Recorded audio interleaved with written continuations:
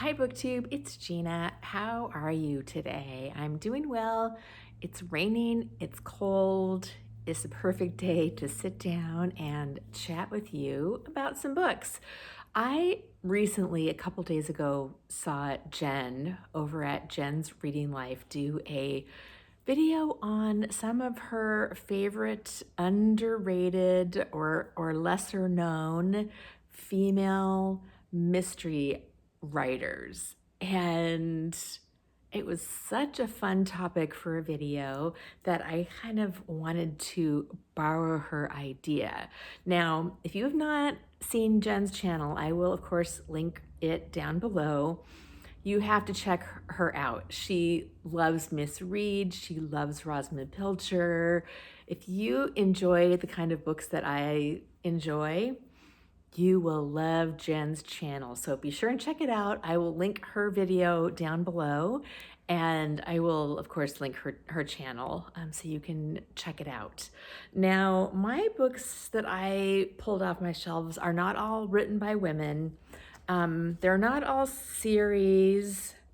It's kind of a mishmash. Here's the pile.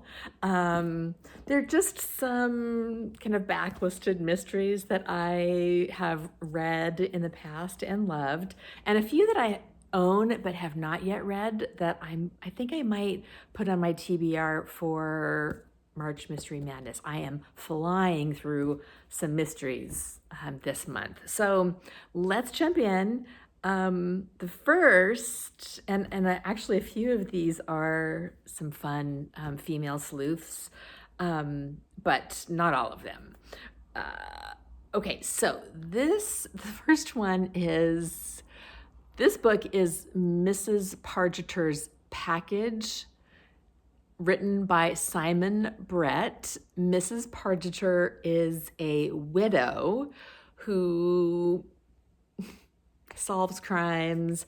In this one, they're traveling to Corfu and a murder happens and she has to solve it. This is not the first book in the series.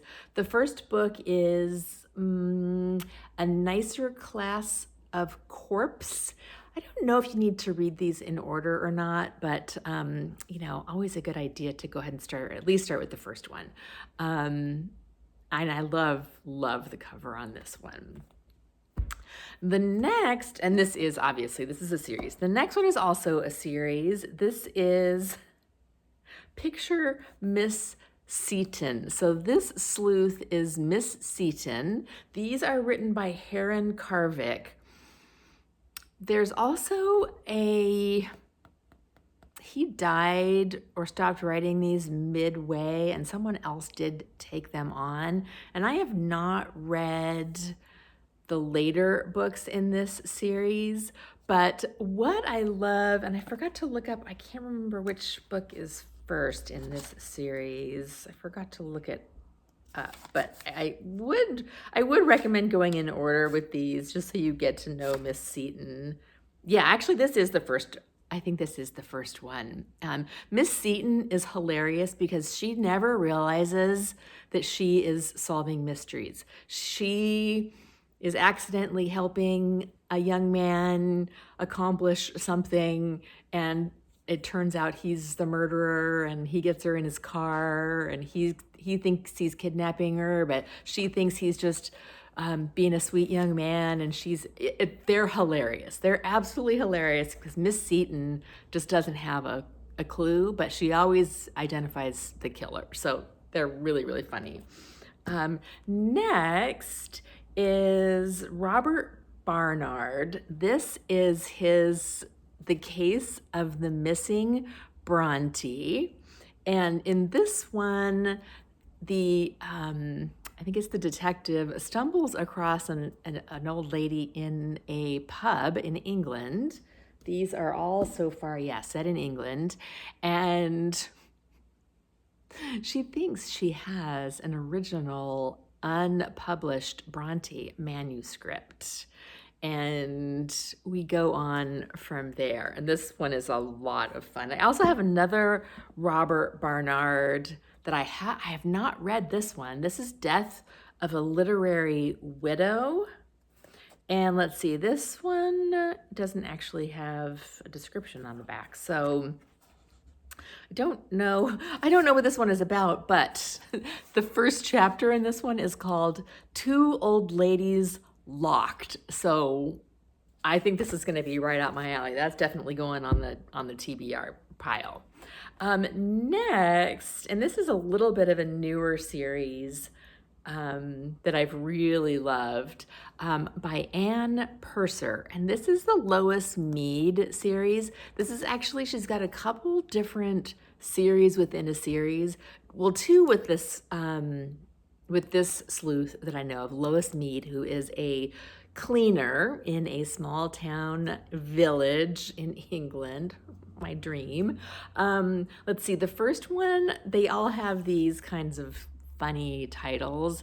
The first series, the first book, and I wrote it down in here so I wouldn't forget, is Murder on Monday, Terror on Tuesday, something on Wednesday, and they go in the weekly order.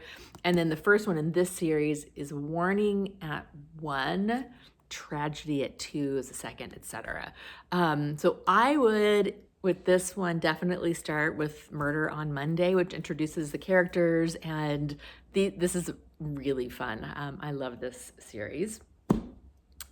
Next, I'm going to go back to one I've been talking about already because I just finished this, The Cat Who Ate Danish Modern. So this is a longer series by Lilian Jackson Braun, and I've been talking about this one because I've been reading it for March Mystery Madness.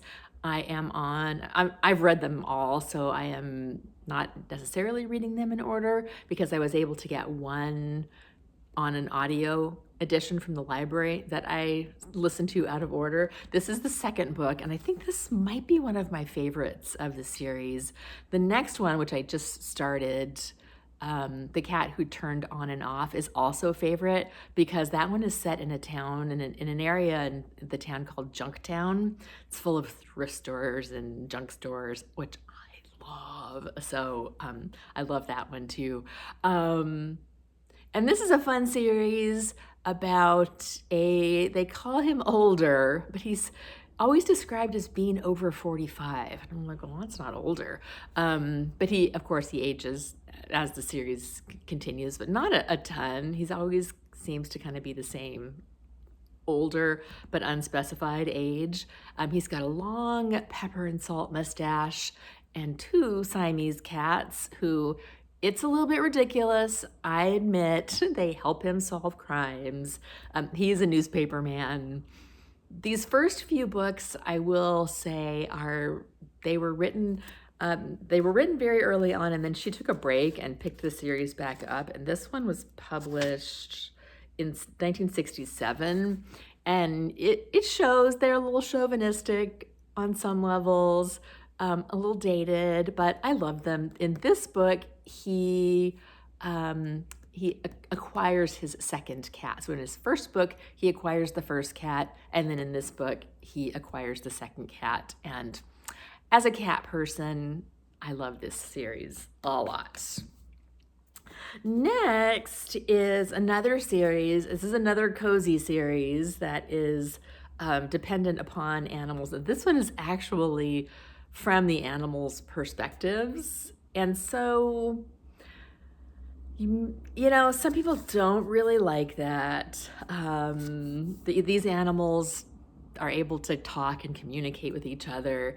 The first one in this series is called The Tale of Hilltop Farm, which is where Beatrix Potter lived when she moved to the country. So this is Beatrix Potter is a character in these books. The animals that she has written about are characters in these books. These are very, very cozy, and I love them a lot. And then next I have 3 that I have not yet read, that I think I'm going to, I mean, they look fantastic, that I think that I'm going to put on my TBR for this month. The first is The Poisoned Web by Anna Clarke. Look at that. I love that floor. I love that carpet.